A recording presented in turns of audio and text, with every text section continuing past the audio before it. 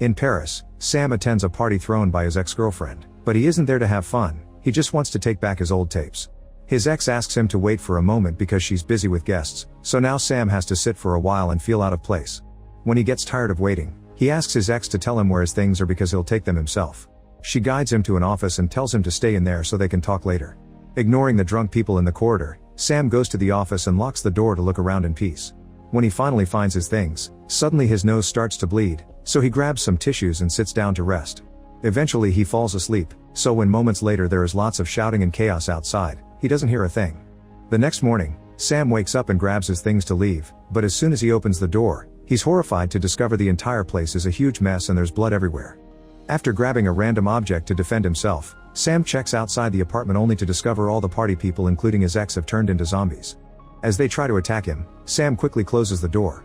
Then he looks outside through the window and discovers the same situation everywhere. Most people have turned into zombies and those that haven't are being chased and killed. The streets of Paris are a mess as well, and when a family tries to escape in their car, the horn noise attracts the zombies, who immediately surround and kill them. Next, Sam checks the jackets and bags the guests left behind and finds their cell phones, so he ends up listening to all their calls for help or even the last words they sent to their loved ones. When he doesn't hear any more noises in the corridor, he leaves the apartment and goes to the roof, but he doesn't see a single living person or any kind of help coming. Afterward, Sam decides to do whatever it takes to survive and starts by cleaning the rooms to get rid of all the infected blood. Suddenly he hears a strange noise from the apartment below right before a shot creates a hole on the floor. Sam looks through it and discovers that the neighbor downstairs self-deleted. Curious, he takes a metal bar from the wall and begins hitting the hole until it's big enough for him to go through. After covering the old man with a blanket, he checks on the other body and realizes the first sound he had been the guy shooting his wife because she was infected, and then he couldn't live with it. Then Sam raids the kitchen for food, grabs the man's weapon, and takes all the bullets he can find. After making sure the corridor is clear of zombies, he comes out and goes downstairs, closing every door he sees on the way. When he makes it to the front entrance, he finds the zombies outside, so he rushes to close the door right before they can reach for him. Now that the building has been secured, Sam goes to the caretaker's room and grabs the keys to all the apartments while ignoring the zombie reaching through the window. He also finds a can of tuna that he quickly eats. Then he takes all the supplies and useful objects he finds there before organizing the keys by apartment number so he can use them to check each room. The first apartment he enters has a zombified family in it and Sam is attacked, but after some struggle, he manages to push the zombie off. Then he runs outside and closes the door to draw an X on it to avoid re-entering it in the future. Then Sam continues to check all the other apartments, which thankfully are empty. He gathers all the food he can find, but sometimes he also takes other things like a paintball gun. Since Sam is a musician, he's happy to find an MP3 player, some old cassettes, and even a set of drums. Once he's done with all the apartments and has a mask to protect his face, Sam is closing up only to be startled by the elevator suddenly moving, which reveals a zombie inside. Since it isn't behaving violently, Sam doesn't kill him. Instead, he ties the iron fence with a belt to keep him from escaping. Later in the evening, Sam has food while listening to his old tapes, which brings lots of good memories. The next day, Sam watches the zombies outside for a while before organizing all the food he's gathered, rationing it properly and keeping a record in a notebook. He also uses the dirt on a window to draw a grid and start counting the days. Afterward, he goes back to looking around the apartment and eventually ends up playing the drums to release some tension.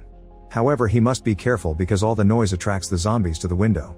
Days start to pass and Sam tries his best to keep himself busy. He marks the days on the window, cooks his own meals, and sometimes at night he goes to the roof to watch the empty city. Using the paintball gun, he starts a game of shooting the zombies on the street and crossing them out on his ex's pictures. He also records sounds he makes with random objects and creates music with them. One day, Sam realizes there's a strong stench and looks into the apartment below to realize the bodies are rotting. He picks them up and takes them to the balcony, but he can't bring himself to throw them away like trash. Instead, he puts them inside sleeping bags and leaves them on their bed together with some of their important belongings. After offering a moment of silence, Sam leaves the room and seals the door with tape so the stench won't escape. Afterward, Sam takes a shower, only for the water to simply stop running. Later, while he's in bed, he hears a weird sound and discovers a horde of zombies storming into his room to eat him. Sam yells in pain, only to wake up and realize it was just a nightmare. The next day, Sam adds exercise to his routine. He starts running around the building while listening to music. When he stops by the elevator, he dares to shake the man's hand and decides to call him Alfred. Sometime later, it finally rains, so Sam uses lots of pots and containers to gather water and wash his body. Then he sits next to the elevator to smoke a cigar while having a one-sided conversation with Alfred, confessing that the hardest part is not knowing what happened to his family. Sometime later, Sam is at the window with the paintball gun again and is shocked to notice a cat on the streets. He immediately rushes downstairs and opens the door, making sure there aren't zombies around before opening a tuna can and offering it to the cat, who is hiding under a car. The cat is hesitant but can smell food, so it slowly begins making its way towards Sam. However, a sudden noise scares the cat away. Worried, Sam puts down his weapon to leave the door open and begins sneaking around, trying to find the cat. He stays hidden behind cars, but a zombie sees him anyway and comes after him. Sam immediately gets inside the vehicle and kicks the zombie through the window, only to notice a second zombie is also coming. With a quick move, Sam moves into the back seat and escapes through the passenger door. Then he runs back into the building and closes the door before the zombies can catch him. Once he's back in the apartment, Sam looks out the window and notices the cat is just chilling next to the zombies, so he shoots it. Then he turns around and sees blood on the floor, which makes him realize his leg was wounded by the zombie in the car. After cleaning the wound, he sits in front of a mirror with the weapon in hand. There are no signs of transformation, but he can't be sure he isn't infected, so he puts the weapon in the right position to self-delete if it comes down to it. Sam just sits there for a while and eventually falls asleep, causing the weapon to slip and shoot a bullet. Thankfully it doesn't hit Sam, who wakes up to notice he hasn't changed at all and laughs happily. Sometime later, while Sam is taking care of the plants, he hears a weird noise and yells a few words, but nobody answers. He looks through the window and notices a person in the building across the street, but he can't tell if it's a zombie or not. He goes to the roof for a better look, but there are no signs of life. It's starting to get cold now, so when he returns to the apartment, Sam makes a pillow fort and starts a fire to heat some water for a warm bath. While he's trying to relax, he hears noises again, but they quickly disappear. Later, Sam begins to worry about the amount of food he has left, so he grabs a bag and goes outside to look for supplies. However, this turns out to be just his imagination, because in the end he doesn't dare to leave. Feeling incredibly lonely, Sam starts to drink, and one afternoon, he yells at Alfred, mentioning how he hasn't seen any zombies for days and how they're both alone now. He accidentally spills some drink on Alfred, who starts shaking the door and causes Sam's rant to escalate into yelling. Furious about his current situation, he throws the bottle against the wall and runs back to the apartment. He's so desperate not to be alone that Sam begins playing the drums again, and the noise brings back the zombies, who gather outside the window trying to reach for a yelling Sam. Afterward, Sam apologizes to Alfred for all the things he said. Sometime later, Sam is rationing the little food he has left while listening to his old tapes again, and hearing the voices of his family makes him so upset that he pushes the things off the table. In the evening, Sam is waken up by a noise, and this time he doesn't hesitate to shoot at that door. However, when he looks through the resulting hole, he's devastated to discover he shot a regular woman, not a zombie. Sam picks her up and takes her to the bed, where he immediately tends her wounds and removes the bullet while begging her to stay with him. When he leaves the room, he discovers the woman's bag is there too, which has some rope and a hook. The next morning, Sam is grieving when he suddenly hears a noise and discovers the woman has survived. He feeds her some pigeon soup and learns more about her. She's called Sarah, and she's been surviving by jumping from building to building using her hook.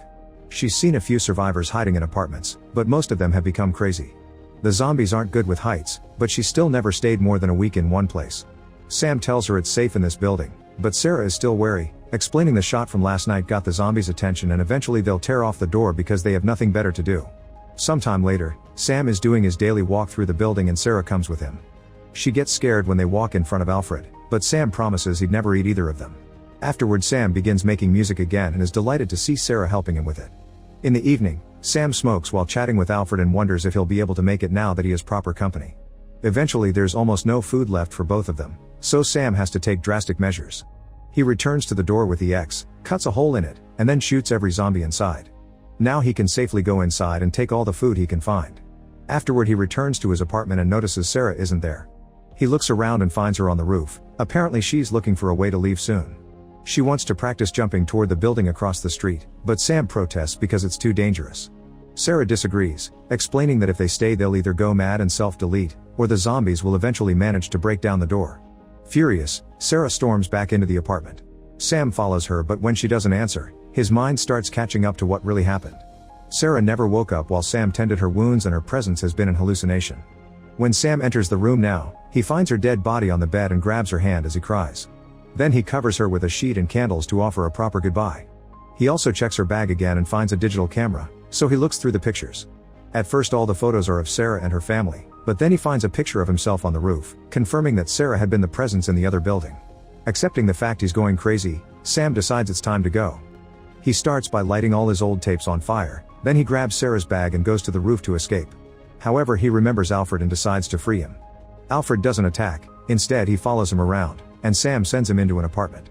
At that moment, the burning tapes activate the fire alarm and the zombies finally break down the front door, desperately coming after Sam. He shoots as many zombies as he can, but eventually they make him fall, so he pushes them away and decides to run instead of fighting. Now the elevator is free, Sam runs inside and closes the gate, ignoring all the hands reaching to try to grab him. Then Sam starts climbing up the elevator shaft and runs toward an empty apartment, but a zombie follows him there. Sam grabs the curtains and covers the zombie with them, managing to keep him distracted. However, when he tries to escape, he accidentally bumps against some objects on the floor and alerts the zombie of his location. Sam immediately reacts by hitting the zombie a couple of times and putting a couch on top of him to trap him. Afterward, Sam climbs on that couch and goes through the hole to return to his apartment, which is full of smoke. There are lots of zombies around too, but the smoke allows Sam to slowly walk around undetected. Eventually he makes it to the roof and uses Sarah's hook to throw the rope toward the other building. There's a zombie coming after him, so Sam jumps without much thought and hits his body against the wall. After a few seconds, Sam wakes up and is relieved to have escaped. There's a zombie at the window, so instead he climbs all the way to the roof and stares at the city skyline. Suddenly he hears some noises far away and hopes they were made by survivors. Make sure to subscribe and turn on notifications so you can watch more videos like this. Thanks for watching.